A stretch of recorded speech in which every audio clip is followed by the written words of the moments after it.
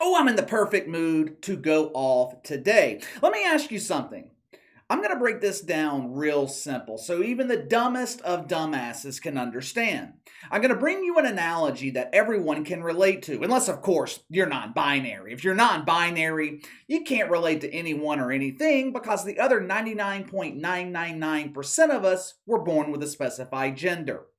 70% of my audience 70% of my audience is above the age of 30. If I had to guess, all of you at one point or another in your lifetime have been involved in a serious relationship, whether that be marriage, living together. By the time you reach 30, most people have experienced a serious relationship.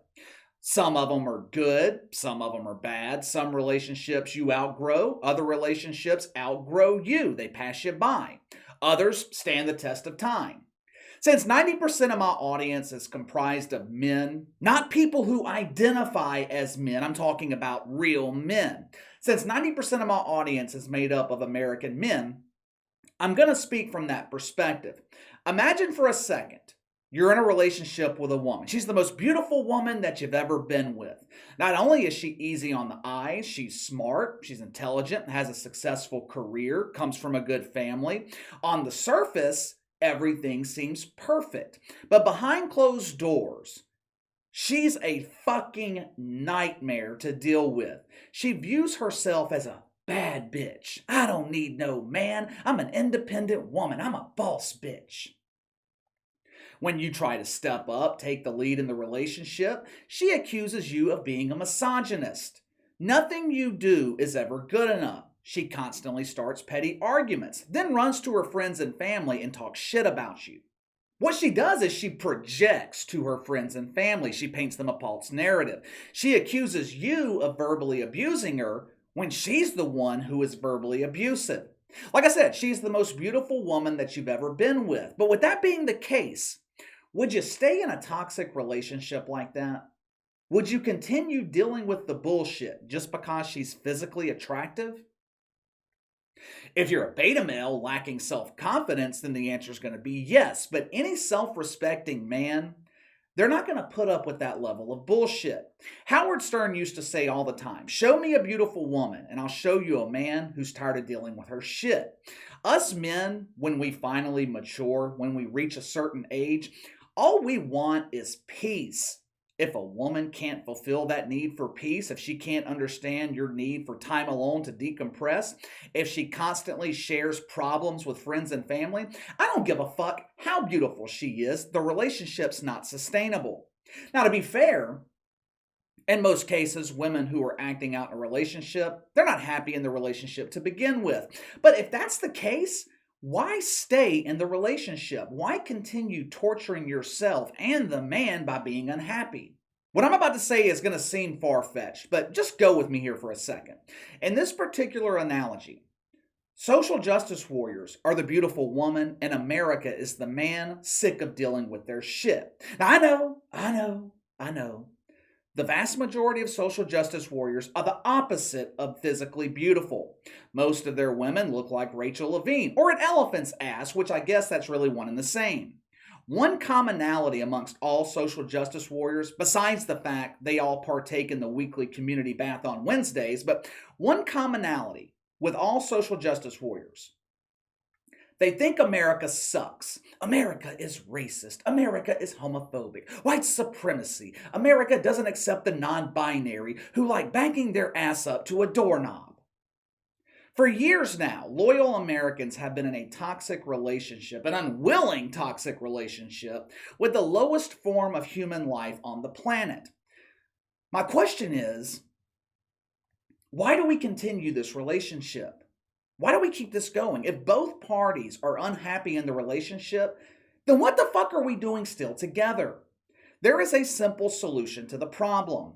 All you social justice warriors out there who bitch and complain about the mythical problems that you create, all you members of Woke United Methodist, graduates of Woke U, you can resolve this toxic relationship by getting the fuck out. Leave. Just leave. It's that simple. I promise we won't miss you.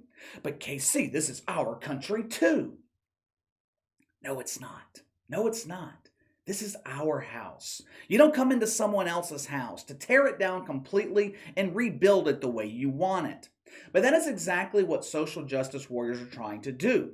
Earlier this week, we talked about Natasha Cloud and the Washington Woke implementing a media blackout. When normal people heard about this, parties broke out across America. Shots were on the house at bars. Restaurants offered free dessert. You mean it's true? We don't have to hear these women who look and act like men complaining about mythical racism anymore? Unfortunately, no, it's not true. The Washington Woke media blackout, it only lasted 36, maybe 48 hours.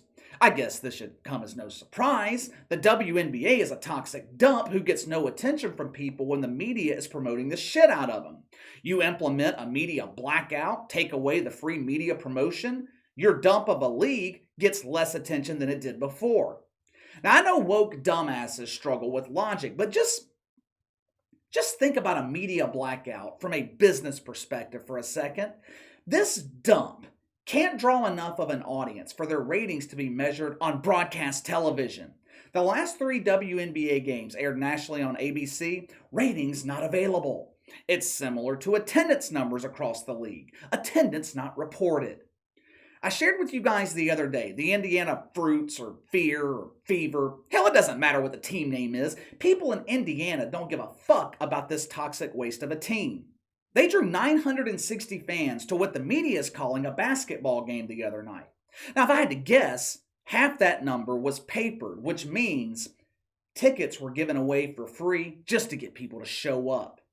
I saw a comment the other day on one of my WNBA videos. I can't remember what the guy's name who said this, but it was a brilliant comment. The guy said, Charles Barkley once gave his family 3 tickets to the WNBA finals. When he got back home, there were 6 tickets waiting for him. I rarely laugh out loud at a comment, but I thought that comment was absolutely brilliant because I could realistically believe that actually happened. But anyway, this dump, the WNBA, they can't draw an audience with free media promotion.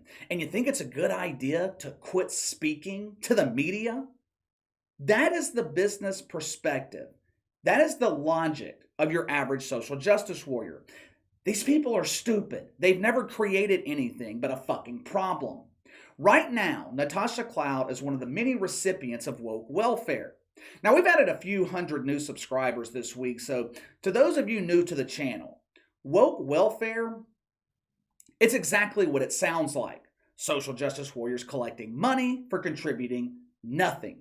The WNBA, it loses on average $10 million every year. Their players, they're constantly complaining that they're underpaid, when really they're bums sucking money out of a charity, which is why I call it woke welfare. Anyway, right now, Natasha Cloud is a woke welfare recipient. But this person who identifies as a woman, she has bigger aspirations. She has bigger dreams. Natasha Cloud, she wants to come into your house and rebuild it in her woke image. Yesterday, she broke the hearts of normal Americans by violating her own self-imposed media blackout. She announced to the few members of the mainstream media who are still forced to follow this irrelevant dump that she is going to be entering politics once her woke welfare expires. Now, I'm going to play you this clip, but I need to warn you. I need you to grab your woke cats. The reason being, if you are subjected to this bullshit with a sound mind, you're going to have a brain aneurysm. I don't want to be responsible for your demise, so I'll give you a few seconds to grab your woke cat. Are you ready? You got it? Ladies and gentlemen, I present to you the dumbest fuck in America. Roll the film. How do you we're out here preparing for Connecticut, and yes, it's our jobs. We get paid to do this, but how do you even talk about that with what's going on in our country? And this isn't even just like gun control. This is women's rights. This is the LGBTQ plus community. This is systemic racism. This is our prison reforms that still haven't happened. This is the foundation of America. Like, I'm so tired of us pointing the finger at all these different countries and being like, oh, they suck, we're superior. We are trash. We are actual trash. When you have corrupt ass individuals in those positions of power, what do? And so it's at a point now where after my career, I will go into politics because I'm tired of it. I'm tired of it being a political game. These are people's lives. We're constantly worried about power and money and all this other shit that doesn't matter. It shouldn't matter. First things first, playing in the WNBA is not a job. You are a participant in a charity basketball league. The only difference between the WNBA and AAU, besides the fact the quality of AAU basketball is far better than what you see in the WNBA, but the other difference, AAU kids have to pay to play. I'm sure there was one comment in that clip that pissed off, if I had to guess, everybody in my audience. Natasha Cloud said, "America is trash."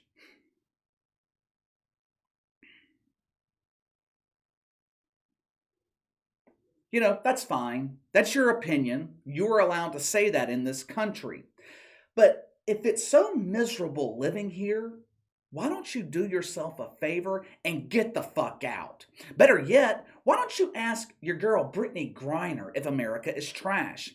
She thought the same thing. Brittany Griner, she has complained about the living conditions in America for years. Now she is begging to get back here. Please bring me back home. I promise. I won't complain about flying commercial ever again. I won't complain about my 6-figure woke welfare. I don't want Brittany Griner back. Leave her ass in Russia. Natasha Cloud, I hate to break it to you, but we are not trash. You are trash. Has nothing to do with your race, has nothing to do with your gender, it has nothing to do with your sexuality. We actually have sexuality in common. I like women too. The reason you're trash is because your mentality is fucked up. You don't realize how privileged you are. Your sense of entitlement is revolting. You sat up there accusing politicians of caring only about money, which, that's true. That is a true statement, but here we go again. Hypocrisy, line one. Hypocrisy, line one. What is the number one complaint for players in the WNBA? Money. They only care about money. They constantly complain about money. We are not paid fairly. We deserve chartered flights. You deserve to be unemployed. Let's just assume for 1 second Natasha Cloud actually runs for political office and this isn't some publicity stunt. I'm going to take her at her word for now. It would be one thing if she wanted to change the system for the better. All aspiring politicians, they dream of going to Washington, D.C. and positively changing the system. I'm going to drain the swamp. I'm getting rid of corruption. What always happens? They end up corrupted themselves. Natasha Cloud, she does not have aspirations to change America for the better. She wants to push social justice. She wants to promote mythical racism. She wants to defund the police while taking away your guns. Who in their right mind would vote for Natasha Cloud? I want to take away your rights. I want to take away your personal freedoms. I want woke welfare for all, and I want to abolish white supremacy. I don't know about you guys, but sign me up. That all sounds great. You don't have to abolish white supremacy, though. For the most part, it doesn't exist. Most people view politicians with disdain, but this career move, it would actually be a step up for Natasha Cloud because you can't get any lower than being a participant in the WNBA. But let me know what you think. Natasha Cloud calls America trash and then wants to insert herself into the trashiest part of America, politics. Sound off in the comments below. Make sure to like and subscribe. Click the notification bell to receive all notifications from the channel. Best way to contact me is by email at btlkc84@gmail.com, KC_BTL84 on Twitter. I'll see you guys later.